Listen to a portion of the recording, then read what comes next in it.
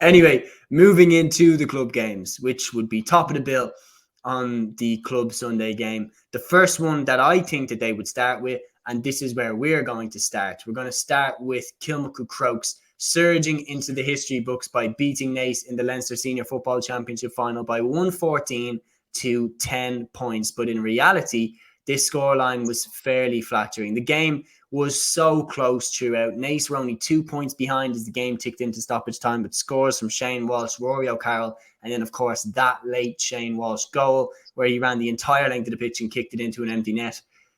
Obviously made it look a lot more of a bad defeat for Naas. But Kilmacud Crokes, first team to ever do 3 Leinster football titles in a row. Yeah, and 3 in a row seems to be a team for the club this weekend. Definitely will go on to another certain team in a sec. But Kilmacud, brilliant win for them in fairness. It wasn't a vintage Kilmacud performance, I have to say. I watched the full game myself, and I thought Naas were well in the game in this one. Alex Byrne was absolutely excellent. I know he got the red card at the end, but he was very, very good throughout the game. He scored 3 points, I think, or 4 points, 3 points for play. Very good performance from him. Jarek Kieran. But to be honest, other than them two, they scored 2 points, Naas, and that was, the losing of the game. They just didn't have enough in the tank. But Shane Walsh, we talk about himself and Clifford, like 90% shot accuracy on the day against Naas. And if you haven't seen the goal on RT, look it back on Twitter again. What a goal this was. I know it was the end of the game. I know the Naas keeper was out of it.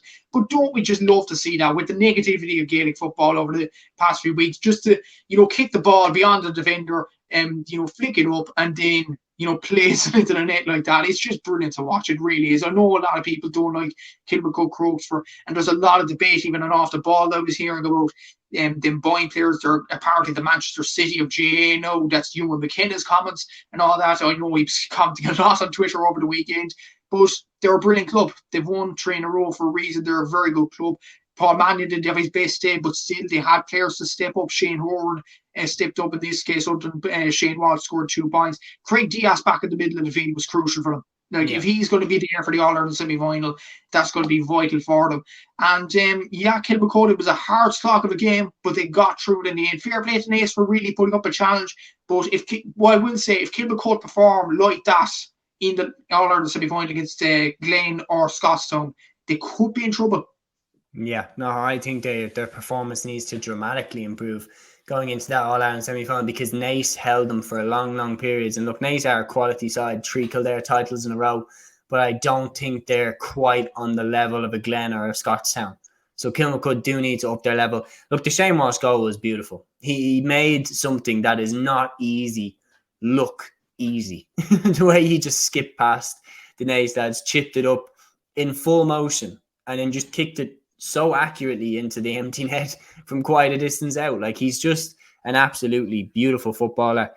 And look, that's the difference, is that I made a video at the time where Shane Walsh transferred to Kilmacud Crokes, and I said, look, this is only a big deal because of who Shane Walsh is. He's a superstar. He hit 9 points in the All-Ireland final for Galway against Kerry, and then made the jump to Kilmacud Crokes, who should have won the All-Ireland Club Championship that year, lost to Kilcoo in the final, but they were dominating in the first half and then just threw it away in the second half.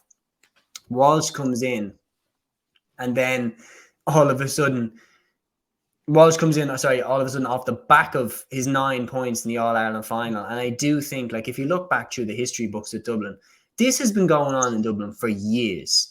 For years, people transferring in. It's not just a new problem. St. Jude's had 9 out of their starting 15 lads in the opening championship game against Nafina. 9 of the starting 15 were from outside Dublin. You could talk the turn of the millennium. Nafina won 3 Dublin championships in a row with Kieran McGeeney in the team. Remember him? The McNulty brothers. Des Mackin was in the team. They're all Armagh lads. Ballybowden won the All-Ireland Club Championship in 2015 with Paul Durkin from Donegal in goal. Do you remember Parnell's spending spree when they brought in Conor Mortimer, MJ Tierney, Colin Begley, Andres Doyle, Kieran McKeever?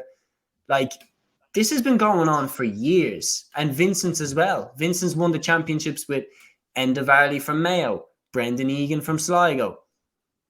And this year they got Dara Cummins from Sligo. But the reality is none of the players that I mentioned had anywhere near as high a profile. Kieran McGeeney, you could argue, yes.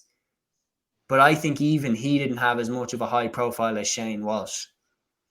And the reality is Shane Walsh, since coming to Kilmacud Crokes, has made the difference. If you look at that final last year in Dublin against Na Fianna, if Shane Walsh wasn't on the pitch, Na Fianna would have won that game. This time against Naas, if Shane Walsh wasn't there, you could argue that Naas might have won. Shane Walsh kicked a goal and 8 points in this game. So this is why it's also getting all the controversy, because Shane Walsh has transferred to Kilmacud Crokes, and he played a huge role in them winning the All-Ireland Club Championship last year, and he played a huge role for them so far this season. And if they win, like you think of his goal in the Dublin final, 1-8 in the Leinster final, if they go on to win the All-Ireland, he will have a big part to play in that as well. And I think that's why it's getting so much coverage. That's the thing as well. I think out of it all, between the Dublin Championship and the Leinster Championship and going into the All-Ireland series for Kilmacud this season, Shane Walsh has scored, I think, a total of 5 goals and 41 points, which is incredible in its own right.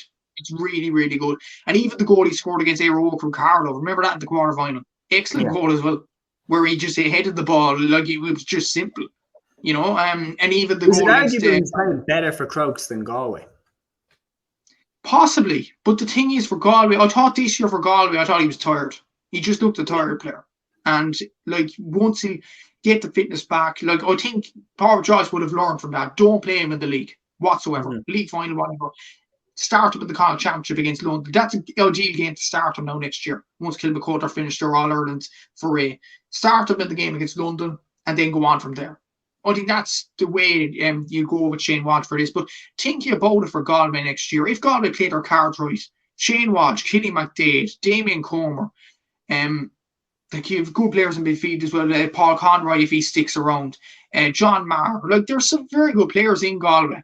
And if Power Joyce knits it all together correctly, they could make an All-Ireland tilt. And a lot of people will think about them as underdogs because of what happened last year. If you have someone like Shane Walsh, he could definitely turn the screw forward. But I think he's better for Kilmacud this year. For Galway, probably he was better for Galway last year, but for Kilmacud this year because of the tiredness for the Galway. I think you'd think the same, Seamus. Yeah. Once the main game came, he looked tired. He looked a tired player. He re-energised the batteries, went to Kilmacud, and now he's an absolutely brilliant player, just ripping it up game after game after game. And he's just that type of player, same as David Clifford. Unreal players. And we're lucky to have both of them, aren't we? Like, in state of Gaelic football at the moment, a lot of negativity around it, and these two boys are shining the light on the game itself. Well, there's no doubt about it. They're the two best footballers, forwards anyway, I would say, in the country right now. No question about it in my mind. Paul Mannion, speaking of which, is also there for Kilmacud Crokes. He's not half bad either.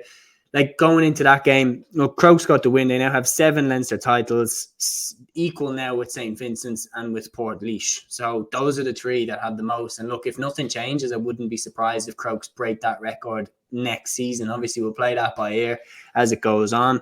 But yeah, Kilmacud Crokes, Leinster football champions for 2023/24.